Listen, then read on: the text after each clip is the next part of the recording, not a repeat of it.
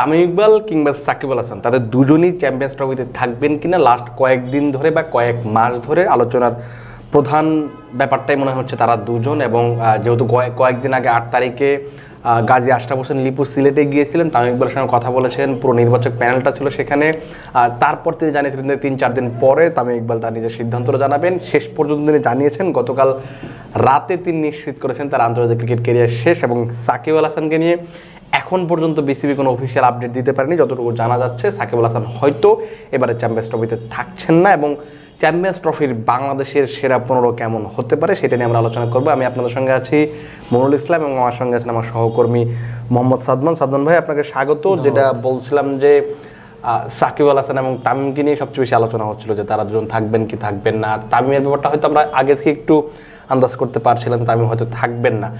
কালকে যখন আবার অবসরের ঘোষণা দিলেন, এটাকে কিভাবে দেখছেন আপনি? একেবারে আপনি কি নিশ্চিত ছিলেন যে তিনি থাকবেন না? কারণ আমি কনফিউজ ছিলাম, আমি জানতাম যে তিনি আর খেলতে চান না, কিন্তু একটু কনফিউজ ছিলাম কারণ কখন কি আসলে বলা যায় না সিচুয়েশন। আসলে তিনি কালকে কিন্তু ফেসবুক স্ট্যাটাসে কনফার্ম করেছেন যে এরকম অনেক নিউজ হয়েছে যে যাতে মনে হয়েছে যে তিনি আসবেন।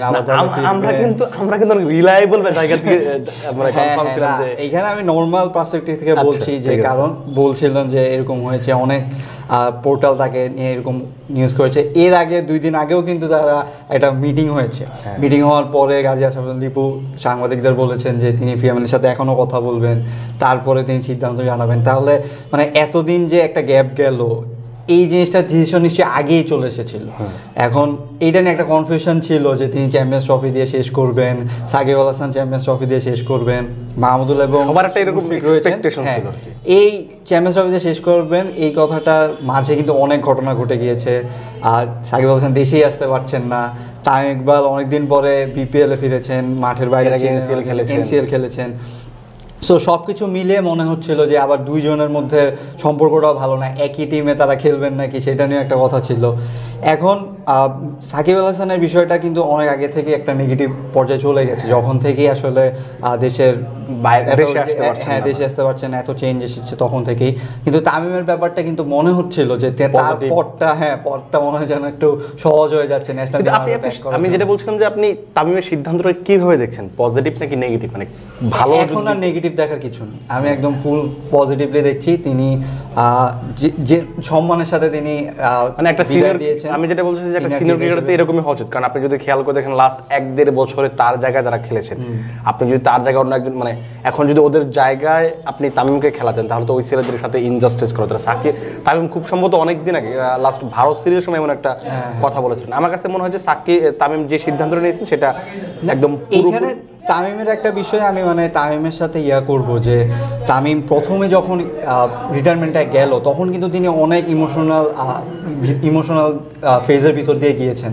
কারণ তিনি যেটা বলেছেন যে তার দলের বাইরে আসলে খেলার মাঠের বাইরে সমস্যার জন্য তাকে রিটায়ারমেন্টে যেতে হয়েছে। মানে তিনি কিন্তু ডিসিশনটা নিয়েছিলেন তিনি আর ফাইনালে খেলবেন না। তাকে আবার নিয়ে আসা হয়েছিল দলে, তারপরে তিনি একটা ম্যাচ মাত্র খেলেছেন ইন্টারন্যাশনালে।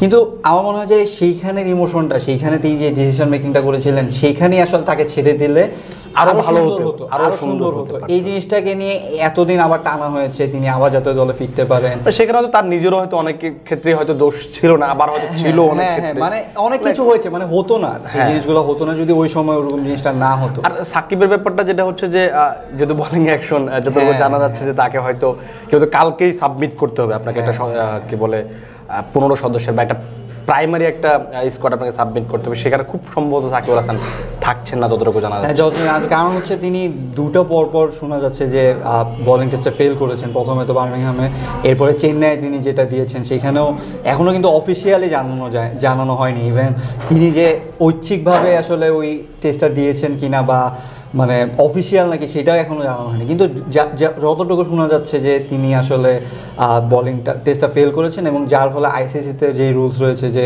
তিনি এখন আবার টেস্টটা দিতে পারবেন না বা 1 বছরের তিনি একটা থাকবেন। এখন যেহেতু ওটা যেহেতু অফিসিয়াল, যদি আমরা আসলে জানি না ব্যাপারটা আসলে অফিসিয়াল, এখন আমরা আসলে অফিসিয়াল করেনি। সো তার মানে হচ্ছে আমরা যতটুকু জানতে পারছি যে তিনি আরেকটা পরীক্ষা দিবেন এবং বিসিবি ওই পরীক্ষার রেজাল্টের জন্য অপেক্ষা করছে। কিন্তু যে সমস্যাটা হচ্ছে যে আসলে তিনি সেটা কিন্তু ফিরতে পারবেন কিনা, বা তার জন্য কিন্তু বোর্ড কিংবা ক্রীড়া মন্ত্রণালয় কোথাও থেকে কিন্তু কোনো ইনস্ট্রাকশন এখনো পায়নি। আর তো যেহেতু মানে ডিসিশন নিতে হবে তাড়াতাড়ি, একদিনের মধ্যে তিনি আসলে পরীক্ষা দিয়েছেন কিনা সেটাও বোর্ডের কাছ থেকে এখনো কিছু জানা যায়নি। আর শুধু ব্যাটার সাকিবকে নিয়ে আসলে খেলাবেন কিনা এটা একটা বড় বিষয়। সেইখান থেকেই আসলে সাকিবের এক্সক্লুশনটা খুবই মানে মোটামুটি শিওর যে এক্সক্লুশন হবে। তবে এখনো কিন্তু শেষ হয়ে যাচ্ছে না, মানে কিছু আশা থাকবে, যেটা হচ্ছে যেহেতু আপনি 12 ফেব্রুয়ারি পর্যন্ত আপনি স্কোয়াডে চেঞ্জ আনতে পারবেন।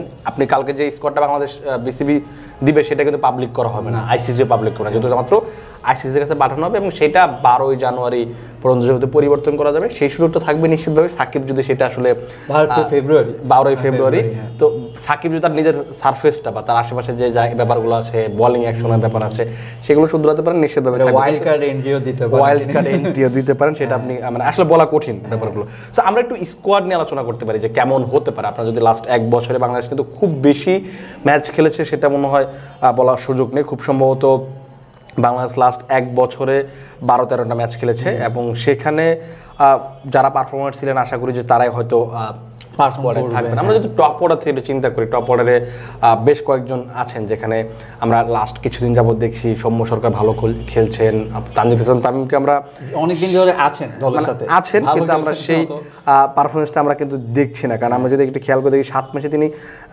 এখানে দেখে মানে স্ট্যাট দেখে মনে হয় যে ঠিক তিনি ভালো করেছেন। 7 ম্যাচে 234 রান করেছেন এবং সৌম্য সরকার রান করেছেন 257 9 ম্যাচে, এবং লিটন দাসের সবচেয়ে করুণ অবস্থা সেটা হচ্ছে তিনি 5 ম্যাচে 6 রান করেছেন। আপনার কি মনে হয় যে আপনি যদি 2জন ওপেনার বেছে নেন, 2জন তো নেওয়ার চান্সেসটা কম, কারণ আপনি কিন্তু অবশ্যই 3জন ওপেনার বেছে নিতে হবে। সেখানে একটা গুঞ্জন শোনা যাচ্ছে যে পারভেজ হোসেন ইমনকে হয়তো ইনক্লুশন করাতে পারে। আপনি কোন 3জনকে আপনি বেছে নেবেন বলে? লিটনকে যদি ড্রপ করা হয় এটা একটা বোল্ড ডিসিশন হবে। লিটনের আপনি যেটা বলছিলেন তার করুণ অবস্থা চলছে ওডিআইতে, তার একটা সময় রয়েছে। এখন আসলে পারভেজ হোসেন ইমন কিন্তু এখনও ডেবিউ করেনি। এখন আপনি এক্সপিরিয়েন্সকে বেছে নেবেন নাকি আরেকটা নিউ কামারকে আসলে সুযোগ দিবেন, সেটা একটা বড় বিষয়, যেহেতু একটা আইসিসি টুর্নামেন্ট এটা। এখন আপনি লিটনের যে ফর্ম সেটা একটা খুব বড় টেনশন, কারণ আপনি এক্সপিরিয়েন্সের জন্য যাকে নিচ্ছেন তিনি যদি পারফর্ম না করেন আপনার এক্সপিরিয়েন্স কোনো কাজে দিবে না। সো সেক্ষেত্রে আমি বলবো যে হয়তো একটু তাকে ব্রেক দেওয়া উচিত। তিনি আরও তো 2টা ফর্মেট রয়েছে। আমার যে প্রশ্নটা যে আপনি যদি চ্যাম্পিয়ন্স ট্রফির মতো একটা টুর্নামেন্টে লিটনকে ব্রেক দেন, মানে আপনি যদি না রাখেন, এইটা কি আসলে মেন্টালি তাকে আরও বেশি ব্যাকফায়ার করতে পারে? মানে আপনি যেহেতু ফর্মে নেই, কালকে আমরা একটা ভালো ইনিংস দেখেছি কিন্তু তার কনসিস্টেন্সি নেই, এটা আমরা অনেকদিন ধরে বলছিলাম যে কনসিস্টেন্সি একটা ব্যাপার থাকে। ওই টি20 ম্যাচ ছিল, তো ওইটা কি ব্যাকফায়ার করতে পারে? মানে যে লিটনের আসলে আমরা কিন্তু আগে এটা নিয়ে আলোচনা করেছি, লিটনের এই ফর্ম না থাকাটা কিন্তু অনেকটাই তার মেন্টাল ব্লকেজের কথা থাকতে পারে। এখন সেটা তিনি ক্লিয়ার করে উঠেছেন কিনা, উঠবেন কিনা, সেটা কিন্তু তার উপরেই। এখন আপনি বলছেন যে ড্রপ করলে সেটা কিন্তু আবার পজিটিভ দিকেও আসতে পারে, যে তিনি একটা ধাক্কা খাবেন যে না আমি অটো চয়েস না, এখন আমাকে পারফর্ম করে দলে থাকতে হবে, কম্পিটিশন রয়েছে।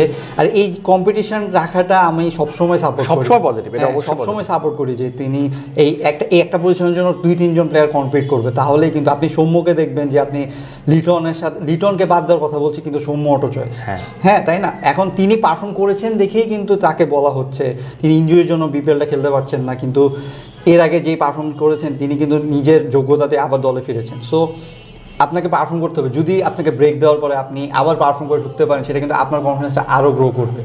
এখন ফাইনাল ডিসিশন আসলে কী হবে জানি না, আপনি চেঞ্জ করার সুযোগ রয়েছে।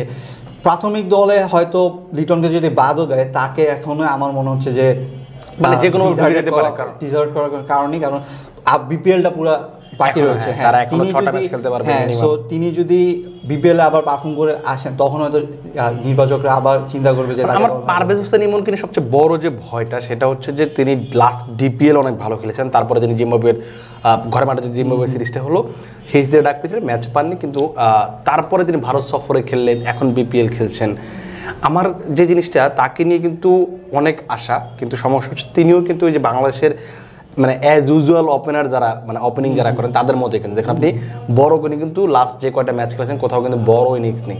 সো এইটা কিন্তু একটা ভয় থাকবে। এই টপ অর্ডারের মানে ইস্যুটা কিন্তু অনেকদিন ধরে আসলে আছে। আপনি যাকেই নেন, আপনি ইভেন শান্ত কিন্তু ওডিআইতে আমাদের এই লাস্ট ইয়ারের মনে হয় সেরা ব্যাটার, শান্ত ওডিআই হ্যাঁ লাস্ট আপনি 5 ম্যাচে সে 286 রান করেছে, এভারেজ হচ্ছে 71, মানে আপনি তো না ওডিআইতে উনি টি20 বা টেস্টে খারাপ করলেও কিন্তু ওডিআইতে কিন্তু ভালো করছে, সুপার পারফরম্যান্স।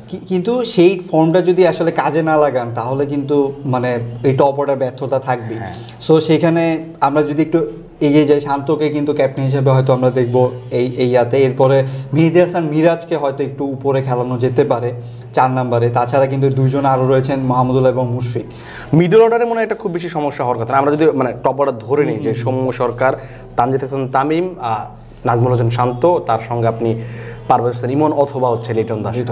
আমি প্রেফার করবো লিটন দাস, কারণ হচ্ছে যে অবশ্যই আমি ওই এক্সপিরিয়েন্স প্রেফার করবো, কিন্তু লিটন দাসেরও পারফর্ম করতে হবে। যেটা নিজেও আপনিও যেটা বললেন যে আমার যদি পারফর্ম না করে তাহলে আসলে এক্সপিরিয়েন্স দিয়ে আসলে কিছু হবে না। আমরা যদি মিডল অর্ডারের দিকে তাকাই, সেখানে আপনি হয়তো মিরাজকে হয়তো একটু উপরে দিকে, যদি সাকিব আল হাসান নেই ধরে নিচ্ছি, মিরাজকে একটু উপরে দিকে ব্যাটিং দেখবো, তাওহিদ হৃদয়কে আমরা হয়তো 4-5 নম্বরে দেখবো। সেখানে মুশফিকুর রহিম আছে, 3 জন মিডল অর্ডার ব্যাটসম্যান। এইখানে মনে হয় খুব বেশি মানে আলোচনা বা কথা বলার মানে খুব বেশি সুযোগ নেই। না, এরপরে কিন্তু তৌহিদ হৃদয় রয়েছে। হ্যাঁ, মানে মিডল অর্ডার মুশফিক, তাওহিদ হৃদয় এবং হচ্ছে মিরাজ।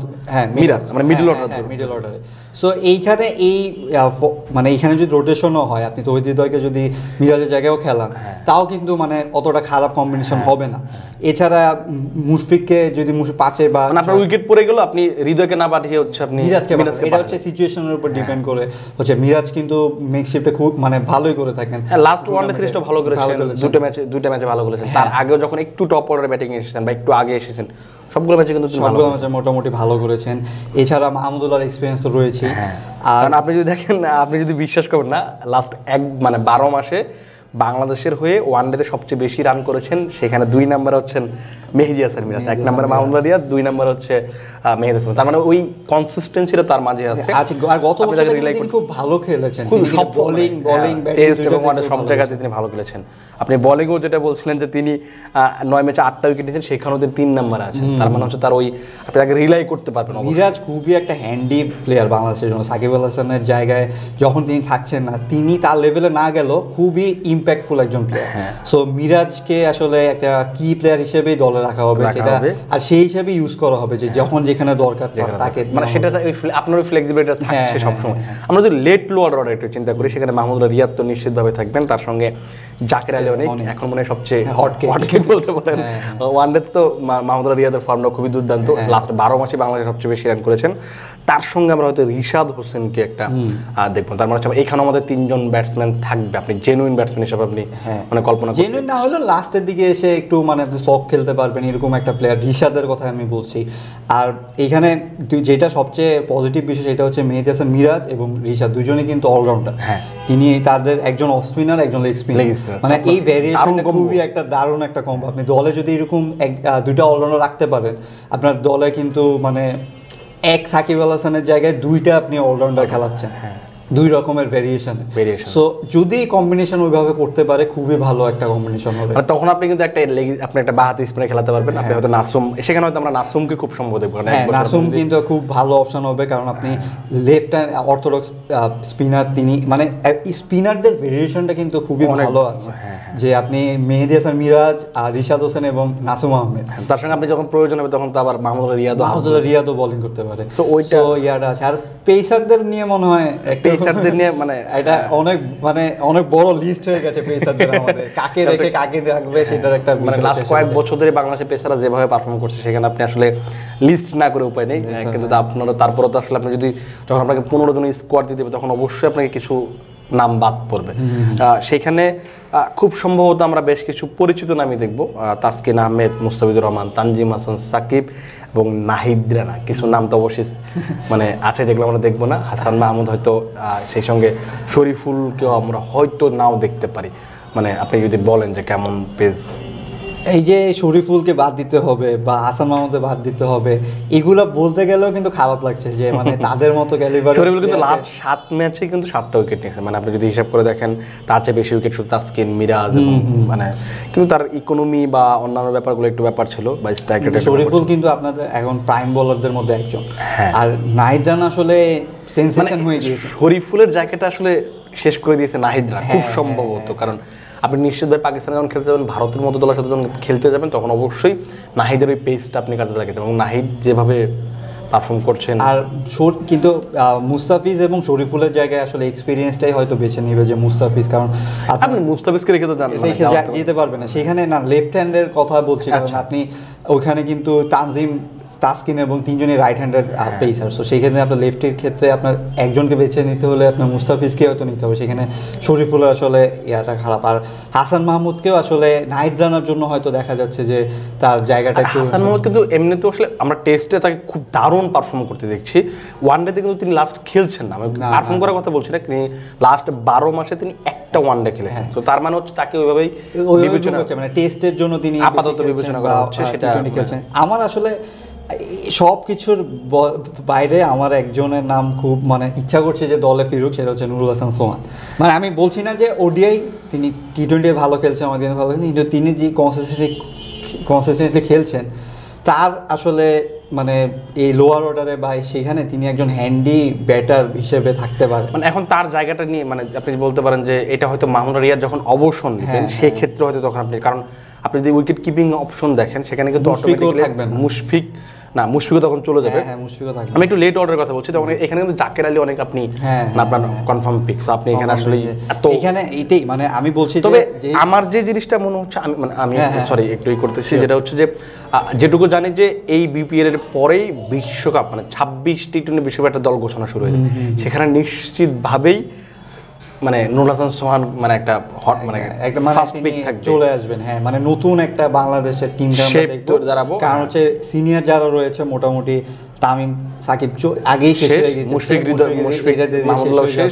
সো সেই ক্ষেত্রে হচ্ছে আরেকটা কনসার্নিং বিষয় যা হচ্ছে যে মানে বিপিএল তো চলছে, ইনজুরির একটা কনসার্ন রয়েছে, অনেকদিন যেহেতু খেলা হবে, যদি ইনজুরি না হয় আমরা যেটা নিয়ে আলোচনা করলাম যেই প্লেয়ারগুলো সেগুলোই হয়তো যাবে, কিন্তু যদি ইনজুরিতে কেউ পড়ে সেক্ষেত্রে আসলে আলোচনাটা আসলে ভিন্ন, কারণ ওটা তো আপনি যেটা বললাম যে তখন তো শুধু আর ইনজুরি রিপ্লেসমেন্ট আপনি সবসময় করতে পারবেন, যেহেতু পাকিস্তানে খেলা আপনার যেতে খুব বেশি সময় লাগবে না।